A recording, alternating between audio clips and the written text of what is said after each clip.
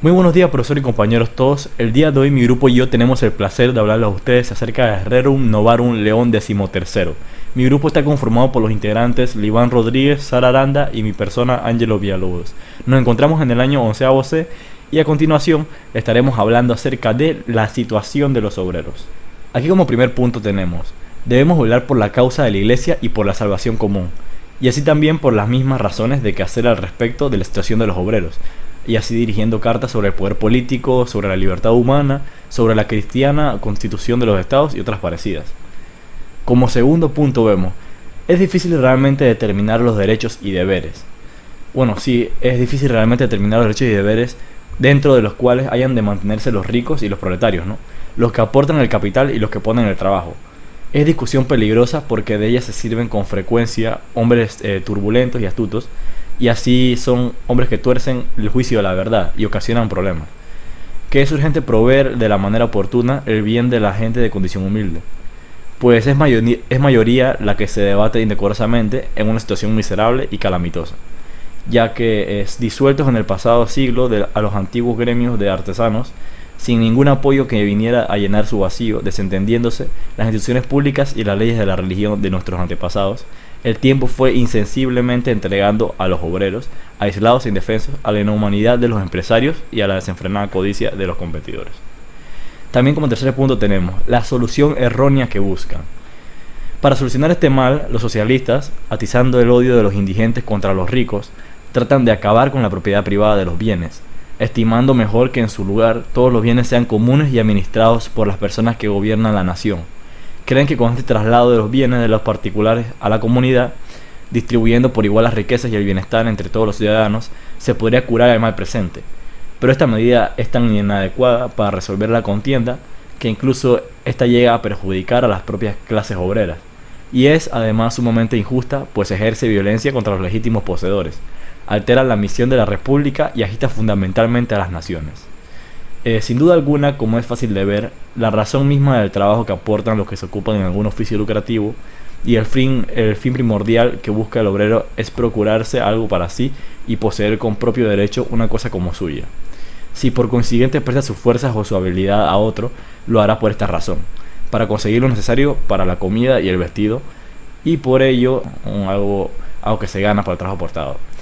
Adquiere un verdadero y perfecto derecho no solo a exigir el salario, sino también para emplearlo a su gusto. Luego, reduciendo sus gastos, ahorra algo e invierta el fruto de sus ahorros en una finca o en algo que les guste, con lo que pueda asegurarse más su manutención. Esta finca realmente no es otra cosa que el mismo salario revestido de otra apariencia, y de ahí que la finca adquirida por el obrero de...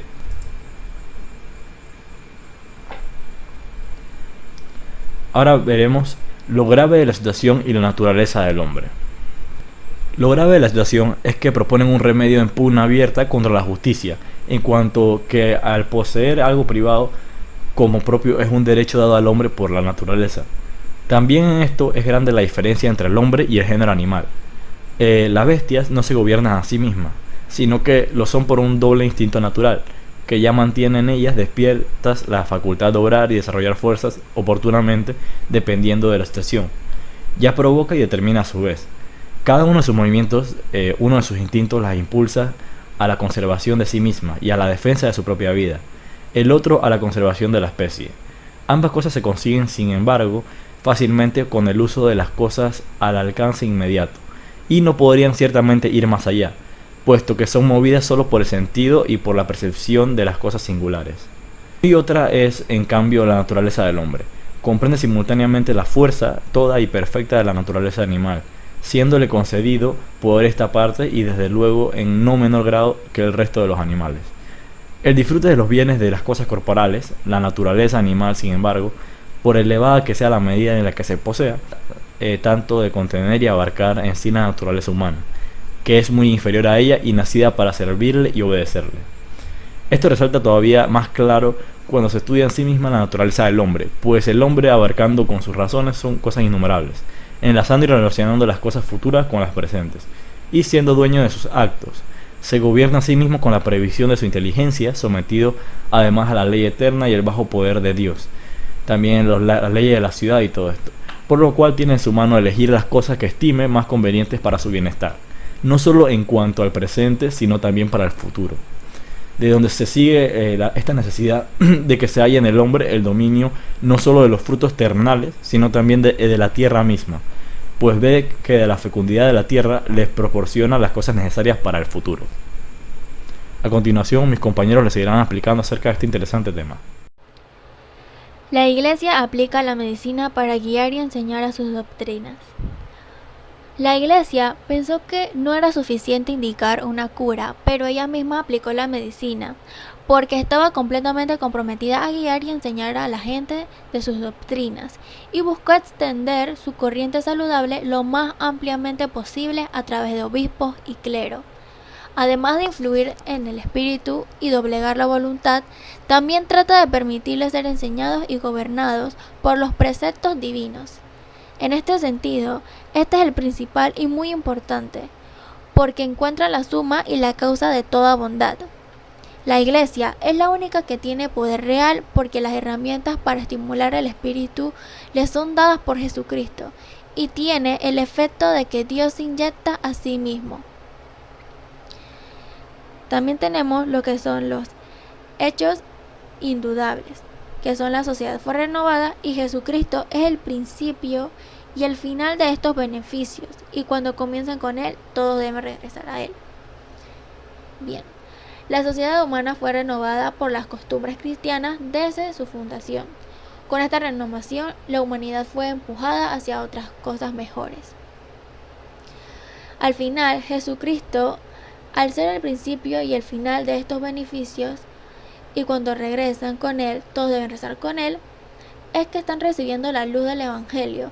El mundo entero conoce el gran misterio de toda la encarnación y redención de la humanidad. La vida de Jesucristo, Dios y hombre, impregnó a todas las naciones e infundió su fe en sus preceptos y leyes. Los proletarios. Sin embargo, no se debe asumir que todos los esfuerzos de la Iglesia están enfocados en cuidar el alma, contribución necesaria para la totalidad del bien común. Aunque todos los ciudadanos, sin excepción alguna, deban contribuir necesariamente a la totalidad del bien común, del cual deriva una parte no pequeña de los individuos, no todos, sin embargo, pueden aportar lo mismo, ni en igual cantidad. Cualquiera que sean las vicitudes en las distintas formas de gobierno, siempre existirá en el estado de los ciudadanos aquella diferencia sin la cual no puede existir ni concebir sociedad alguna. Es necesario en absoluto que haya quienes se dediquen a las funciones del gobierno, quienes legislen y quienes juzguen, y finalmente quienes con su dictamen y autoridad administren los asuntos civiles y militares. Aportaciones de tales hombres que nadie dejará de ver que son principales y que ellos deben ser considerados como superiores en toda sociedad por el hecho de que contribuyen al bien común más de cerca y con más altas razones. La sociedad civil. En virtud de esta propensión natural, el hombre, igual que es llevado a constituir la sociedad civil, busca la formación de otras sociedades entre ciudadanos, pequeñas e imperfectas. Es verdad, pero de todos modos son sociedades. Entre estas y la sociedad civil median grandes diferencias por causas diversas. El fin establecido para la sociedad civil alcanza a todos, en cuanto que persigue el bien común, del cual es justo que participen todos y cada uno según la proporción de vida. Por esto, dicha sociedad recibe el nombre de pública. Las que se forman, por el contrario, diríamos en su seno, se consideran y son sociedades privadas, ya que su finalidad inmediata es el bien privado de sus miembros exclusivamente. Ahora bien, aunque las sociedades privadas se den dentro de la sociedad civil y sean como otras tantas partes suyas, hablando en términos generales y de por sí, no está en orden del Estado impedir su existencia, ya que el constituir sociedades privadas es derecho concedido al hombre por la ley natural, y la sociedad civil ha sido pues, instituida para garantizar el derecho natural y no para conculcarlo. Y si prohibiera a los ciudadanos, la constitución de sociedades obraría en abierta pugna consigo misma, puesto que tanto ella como las sociedades privadas nacen del mismo principio, que los hombres son sociables por naturaleza. Recordamos aquí las diversas corporaciones, congregaciones y órdenes religiosas instituidas por la autoridad de la Iglesia y la piadosa voluntad de los fieles. La historia habla muy alto de los grandes beneficios que reportaron siempre a la humanidad sociedades de esta índole al inicio de la sola razón, puesto que instituidas con la finalidad honesta es evidente que se han constituido conforme a derecho natural y que en que lo tienen de religión están sometidos exclusivamente a la potestad de la Iglesia. Por consiguiente, las autoridades civiles no pueden arrogarse ningún derecho sobre ellas, ni pueden en justicia alzarse con la administración de las mismas. Antes bien, el Estado tiene el deber de respetarlas, conservarlas y, si se diera el caso, defenderlas a toda injuria. Los obreros. El número de las más diversas asociaciones, principalmente de obreros, es en la actualidad mucho mayor que en otros tiempos. No es lugar indicado este para estudiar el origen de muchas de ellas, que pretenden qué camino siguen. Existen, no obstante, la opinión confirmada por múltiples observaciones de que en la mayor parte de los casos están dirigidas por jefes ocultos, los cuales imponen una disciplina no conforme con el nombre cristiano ni con la salud pública. Acaparada la totalidad de las fuentes de producción, proceden de tal modo que hacen pagar con la miseria de cuantos rehúsan asociarse con ellos. Son dignos de encomio, ciertamente, muchos de los nuestros que, examinando concienzudamente los que piden los tiempos, experimentan y ensayan los medios de mejorar a los obreros con oficios honestos. Otros se dedican a encuadrar en eficaces organizaciones a los obreros, ayudándolos de palabra y de hecho, procurando que no les falte un trabajo honesto y productivo. Finalmente, no faltan católicos de copiosas fortunas que, uniéndose voluntariamente a los asalariados, se esfuerzan en fundar y propagar estas asociaciones con su generosa aportación económica y con la ayuda de las cuales pueden los obreros fácilmente procurarse no solo los bienes presentes, sino también asegurarse con su trabajo un honesto descanso futuro. De aquí nos podemos alentar sanas esperanzas para el futuro siempre que estas asociaciones se incrementen de continuo y organicen con prudente moderación.